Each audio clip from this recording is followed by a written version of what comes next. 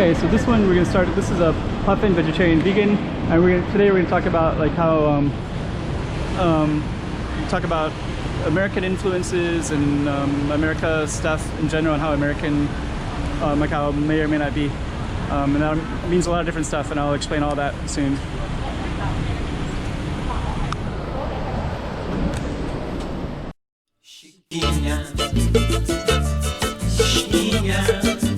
Go check out the room. Okay, I'm the content creator for this channel. If you like what I'm doing, just subscribe and hit the like button. Okay, this is called Puffin Cafe, so we're just gonna walk and talk, and we're just gonna talk about different influences. So sometimes people are interested, maybe they're interested about this in a lot of different ways, maybe because of English abilities or because of American stuff in general. Right off the bat, I'm going to say that there's not much, and I'll kind of go into that in more detail. One of the reasons that there's, well, it depends on what we mean by American stuff. As far as English goes, it's everywhere. Like this is a Japanese restaurant, Daiso, store, 26 countries. So as far as internationalism in English, it's very, very English friendly and very international friendly. Very much so. As far as influences, it's definitely more of a Portuguese influence by a strong margin. It's not even close. You got Portuguese restaurants, you have different influences. As far as, just kind of let people pass by a little bit. So you're going to see English everywhere. There's like Tai Fung Supermarket, Daiso, Park & Shop is in English, the signs are in English, Portuguese, Chinese. Here's more stuff in English. So as far as English speaking, English friendliness, it's that's strongly there. K-Suite, the place Fusion Cafe, the place again, NCM. Must be a fire right here. That explains all the firemen. Well, it's gonna walk down that street, but let's see where the firemen are going. So, are they up above us? Are they going into this building? Prince Garden. So anyways, let's just keep on our topic here. Looks like they're going up into this building. There's some other firemen walking slowly around this way, and they have their fire truck parked nicely, so it's a little bit confusing. Anyways, it's an interesting side. Looks like there is something blocking up there. There's a big blue thing. It's like a garbage truck. Anyways, they're not in a hurry, so I'm not going to rush to see what it's all about. But anyways, there is something going on. So let's go back to American stuff. Most of it is in Portuguese, so you can definitely see that, right? Like, there's signs everywhere, and then Mandarin is the other big one. There's Chinese, and there's traditional Chinese and simplified Chinese, and so you can see how I think these are the same thing. So you can see how they're written more simplified and more complicated. I think it's the same thing.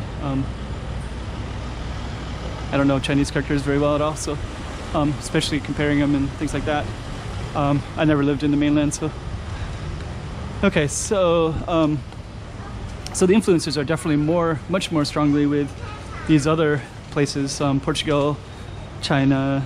There's a lot of Filipinos, Indonesian. I would say they have some impact as well. There's definitely, here's Envy's Pizza, so you'll definitely see stuff that has English everywhere. So that's, oh, here's the more fire. Looks like they're explaining some situation. And the sky is beautiful right now. We could just go through there, but I think it's starting to rain a little bit. All these cool paths we can take. Yeah, you're kind of getting a nice view of Macau as well. So there's a rooftop right there. Have some plants out, and they also look like they use part of it as like a storage shed or something. Look at this place too. I don't know if you can see in the nighttime as well as I can see with without using the camera lens. But anyways, okay. As far as like American influences, like there's never really been like American military presence. Most of the English is usually from Hong Kong because of the British Hong Kong community that existed on the other side of the Pearl Delta.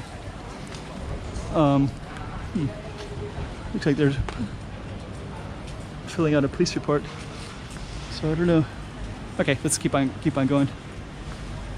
So anyways, let's talk about like actually like casinos too. Like when you go into casinos, most of the influences are Chinese. You don't really see like as far as American fast food restaurants, like if I go to Jakarta or Manila or Hong Kong, I can find stuff like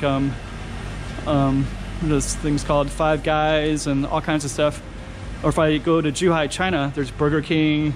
None of that is here. There's no on all those interesting stuff. You don't see it. Like if you go to like Thailand and Indonesia and Philippines, you can find, you know, Wendy's burgers. You can find like Taco Bells all over the place in Bangkok and Manila. You can find all this stuff. But in Macau, no. There's almost, I would say almost none.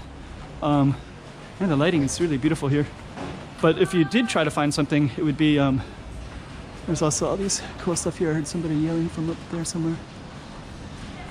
It's really amazing. Like that sky is really beautiful blue. So so if you were to find like any kind of American food, you can find some burger places. Looks nice too. But usually they don't really taste very good to me. They're not like a diner that you'd find in America, like a greasy truck stop diner. Like I've never seen anything like that. If I do see like a hamburger place, it'll be very Asian style-ish, like the kind that I would see in Korea or Japan, like a little bit like a round, I don't know, it's like kind of something different about it. This doesn't taste the same at all.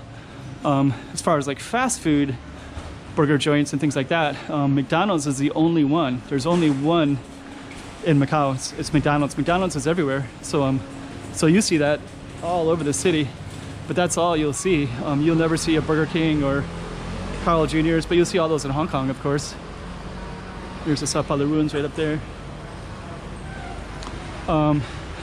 Let's see, what other Americans do you have? Subway sandwich and KFC. Those are the three, which you can find pretty much everywhere in the world. This is a pretty cool little shop right here.